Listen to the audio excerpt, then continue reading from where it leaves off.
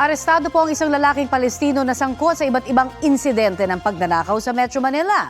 Nahuli po siya kasunod ng kanyang panloloob sa isang hostel sa Mandaluyong.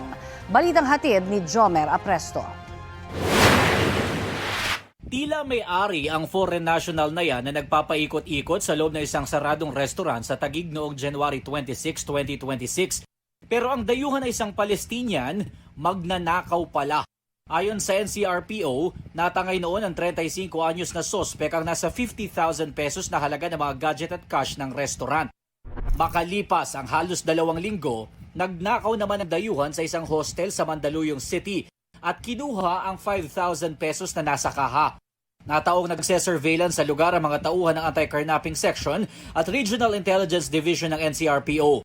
Narinig daw ng mga operatiba ang paghingi ng tulong ng may-ari ng hostel kaya agad nilang hinabol ang sospek.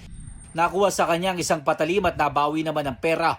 Nang dalhin sa tanggapan ng NCRPO ang sospek, isang TNVS driver ang lumutang at inireklamo rin ang dayuhan. Binuksa itong ating Palestinian na ito at matapos na magpaikot-ikot at magpunta sa kung saan lugar ay hindi na siya binayaran. 2019 nang dumating sa Pilipinas ang sospek at mula noon, nasangkot na umano siya sa mga insidente ng pagnanakaw sa iba't ibang bahagi ng Metro Manila. Parang lulong yata sa sugal itong ating Palestinian national na ito. Talaga ginagawa niya ng habit yung pagnanakaw pagka po siya daw ay nauubusan ng pang-tustos sa kanyang pagsusugal. Ilang beses na rin daw siyang nakukulong pero nakakalaya rin dahil sa kakulangan umano ng ebidensya. Ang ibang kaso naman, hindi natutuloy dahil sa inaatras ng complainant.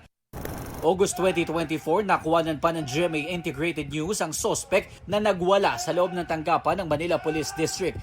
Inireklamo naman siya noon ng isang taxi driver dahil sa hindi niya pagbabayad ng 400 pesos na pamasahe. Mananatili sa kustodiya ng NCRPO ang sospek habang inihahanda ang kaukulang reklamo laban sa kanya. Tumanggi naman magbigay ng pahayag ang dayuhang sospek. Jomer Apresto nagbabalita para sa GMA Integrated News.